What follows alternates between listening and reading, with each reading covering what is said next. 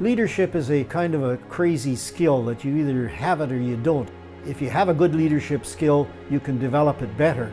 But if you don't have leadership skills, if you don't know how to deal and talk with people, you won't get far.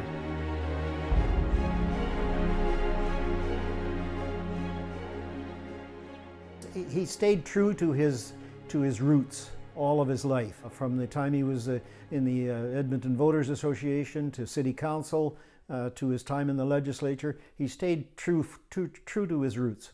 Brian, when I first knew him, was at university and was, I guess I could call him a student radical. I had no intention of joining the fraternity, but I couldn't pass up the price of the accommodation.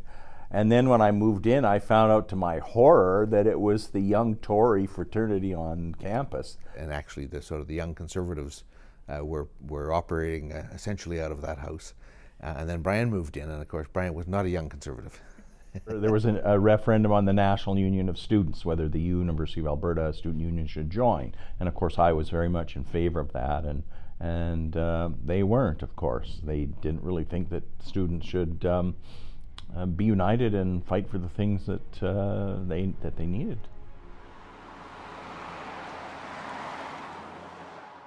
We thought, well, we were looking for federal candidates. We thought, we might as well start grooming some. So Grant and I met with Brian to try to talk him into becoming a federal candidate. And as I recollect, he thought about it, but we didn't get him right that time. Grant bought me a cold cup of coffee and a stale egg salad sandwich, and convinced me to run for the NDP federally at that time in 1978. The election was delayed by over a year. My circumstances changed and I withdrew from the nomination.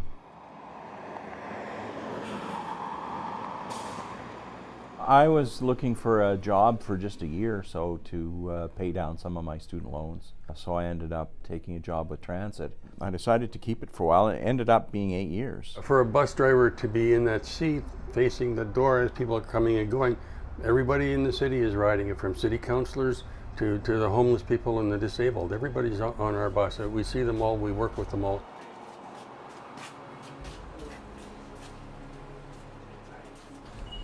It's important in the same way that healthcare and education are important in our society. And bus drivers are the front line of that. They're the face of that very important public service that we provide to each other, to our citizenship. But you see a lot driving a bus. You see lots of people from different walks of life. And I saw the beginnings of homelessness in Edmonton. We haven't always had homelessness. But I remember when the Thatcher, Reagan, Mulroney policies were implemented in the different countries, and in Canada, people started to be without homes, and I could see them. I could see them on the street. They'd get on my bus. We've got a lot of homeless people in the major cities, and we've got a lot of social system difficulties. We've got educational difficulties that the industry, doesn't really pay any attention to. But that's the influence of that industry. It's just a tremendous, it has been all over the world. Wherever oil is discovered, there's a tremendous oil system that creates right-wing politics. I mean, it's just realistic. That's the way it is. A lot of life that, you might not normally see if you're, middle class or professional person. You may not be exposed to that kind of stuff. But driving the bus in the inner city in northeast Edmonton, I saw a lot of life that is lived by people who I felt needed a voice. When Brian announced that he wanted to run for city council, his employer, the city of Edmonton, said, "You can't.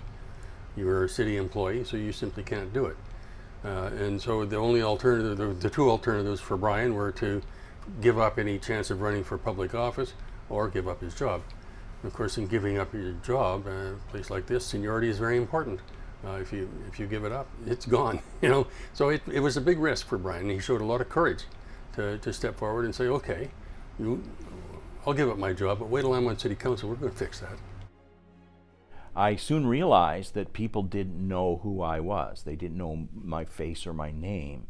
But when I said that I was that bus driver that was trying to run for council, then they lit up and they invited me in and they knew all about it and they were really on my side. So I went back to the campaign manager and I said, you know, we've got to bridge this problem somehow because people don't know who the bus driver is. So we changed the slogan halfway through the campaign to, you know, the bus driver.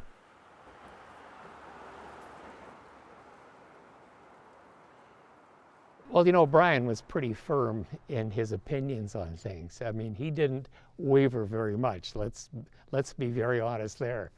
But Brian was always focused on what was good for the people. And I think that carried him a long way. He spent a lot of time with different ethnic communities in Edmonton and trying to find ways for them to be more involved in the city, to benefit by the things that the city would have, programs that could be put together. I'd book the council boardroom and we'd have 20 people in the room or more sometimes, and just go around and listen to everybody about what they thought, and you could see people would then kind of get on board. They'd get engaged and they would be willing to work for it. There's not a lot you can do as an individual, but if you've got a big chunk of the community on side, then your other council members are much more likely to listen.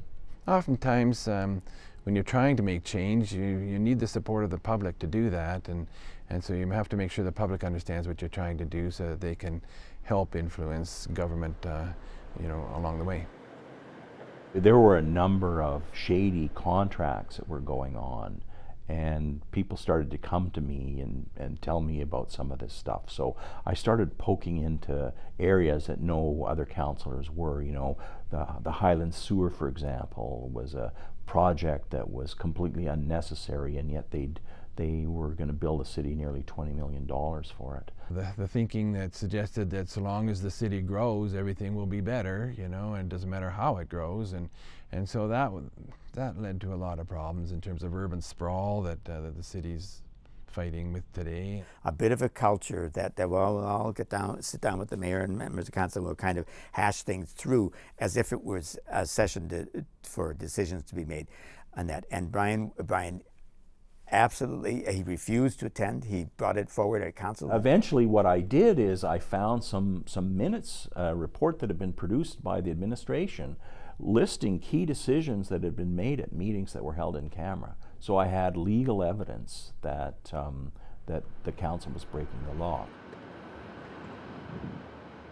He was able to get included in the hiring practices that the city would not discriminate against people because of sexual orientation, and that was one of the key things that were significant at the time, and one of the few cities in the country that had put that in their employment policies. So I just made an amendment in council to add that, and that would have been in about 1990. So it was pretty early on, and it was adopted with only one person voting against it. At one point, I decided that I needed to pull out of this city council for a bit and recollect my thoughts and thinking, and the rest. And it was Brian that I talked with in that. And then I came back 2 days later, I guess it was, and did a media conference. And Brian stood next to me. He was smeared and he was attacked because he was gay, and it was really very hard for him. And he's always been courageous. And I'll never forget that support at that particular time, because it was just a very, very bad time for me and for other people who were gay and lesbian in the city. It wasn't just me, of course, but because I was a public figure. So Brian was always involved with any major issues, things that directly affected people in their everyday lives that were oftentimes on the margins or neglected or discriminated against, or whatever term you wish to use.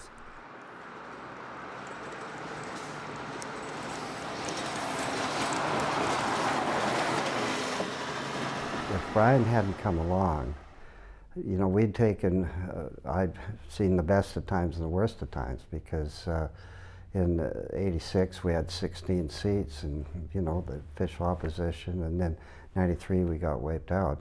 it was a very difficult time for the party then. You know, to be the official opposition 16, all of a sudden you're wiped out. And Pam stepped forward, Pam Barrett, and then Raj got elected. But if it hadn't been for Brian coming along,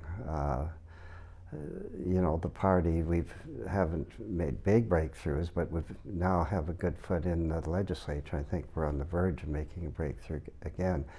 I honestly say if Brian hadn't been there, I'm not sure if there'd be an NDP right now. Brian knows why he's elected by the people, and he stands by that. His mandate's really clear. He was elected by people who want to make sure the government knows that people are supposed to come before profits. So when it comes to decisions around healthcare and the work that he did in helping to stop the third way, that was a pretty clear mandate he had from his voters, that they wanted to make sure everyone had fair access to publicly funded and publicly delivered healthcare. Brian and I faced a very powerful government, which had about 80% of the seats in the House. And they had such a network around the province and patronage. They had won over influential people in all communities and all over the place. Our job was to turn things around.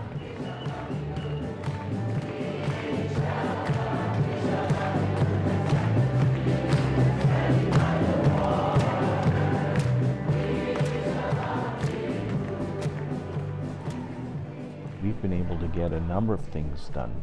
Proper regulation of car insurance in this province. That was because of our work. Stopping the third way and protecting our public health care system. That was our work. Getting changes to the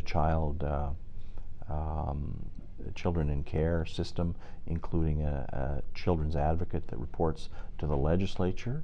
That was our work. And all of which we never had more than 4 seats. The idea was for some social justice.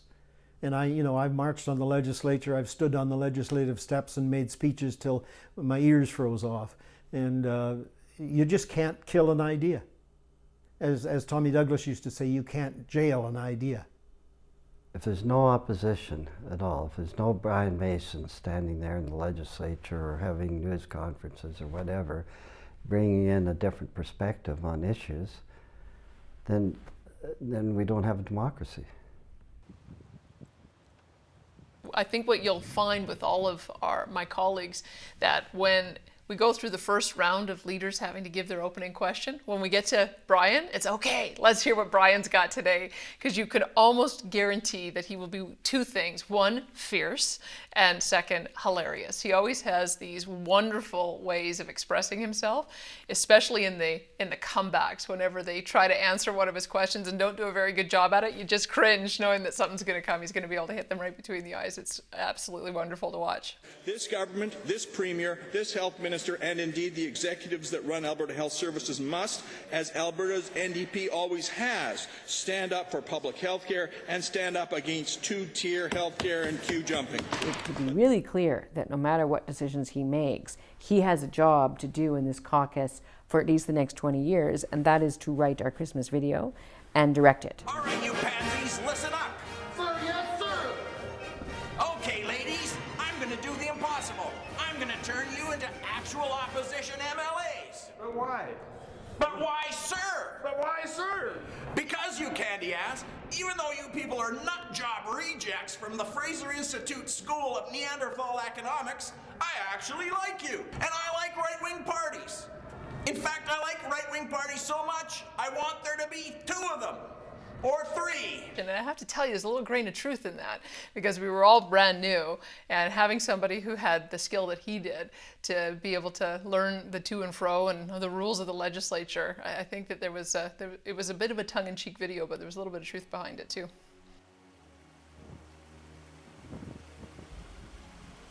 He called Ed Stelmach a liar. Ken Kowalski said, "You know that's not appropriate, you can't do it, I'm going to give you a chance to withdraw it." And he stood up and he said, "I won't withdraw it," because he's not telling us the truth. And so he sat down. And so Ken Kowalski, again, and of course he wouldn't have done this for most people. For most people he would have said out. But for Brian, he gave him, 2 or 3 chances. And on the 3rd chance, he said, "Okay, member from Highlands Norwood, I'm giving you one more chance to withdraw that statement. Meanwhile, this was in my first year in the House, and I knew that if he got kicked out that it would be me by myself for the next 2 weeks. So I leaned over to him and I kind of dug my nails into his arm and I said, "You withdraw that damn statement or I will kill you." And so he eventually sort of stood up and said, very reluctantly, "I withdraw the statement even though the facts do not..." I mean, I can't remember how he did it, but he was very very reluctant and very guarded withdrawal. Tories arguing that we need to go through this very tough decision about deregulating energy.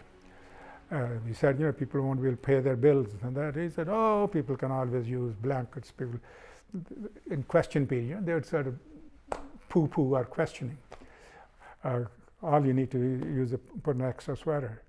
So Brian and I brought in some knitting stuff in the legislature. They asked these questions.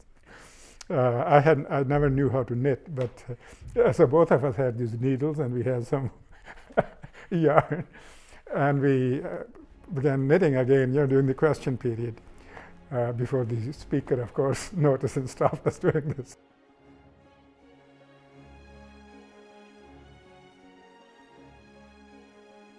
His steadfast hanging on to his principles throughout City Council and throughout the legislative sessions is important to building the party, was important to building the party, and it's important that our people carry that kind of flag. The idea of their social justice knowledge and participatory activity in the political arena, but you keep the faith of your roots, and Brian did that. There's a political issue out there.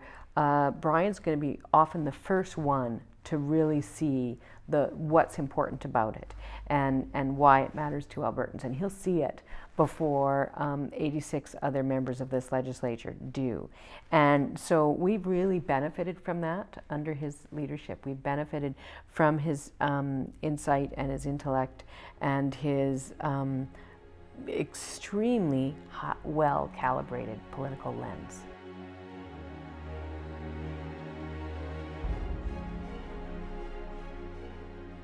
We've had some increases in our seats, we've had some disappointments, but in each election and between each election, we've built the capacity of the party. We've increased its membership and its fundraising capacity. We've organized more active constituencies. We've reached out to more people. One of the things Brian really showed me is that you don't have to have, you don't have to come from a trust fund. You don't have to do a poli-sci degree. You don't have to be born into politics. Politics is about people and it's about the art of the possible. And he finds ways to help people who are committed, who are passionate and hardworking, take an idea and transform it into action. It's always about trying to build from where you are to take it to the next stage and to build capacity in the party. There's a lot of people that Brian's helped make sure that their voices can be heard, and I'm proud to be one of the people on that list.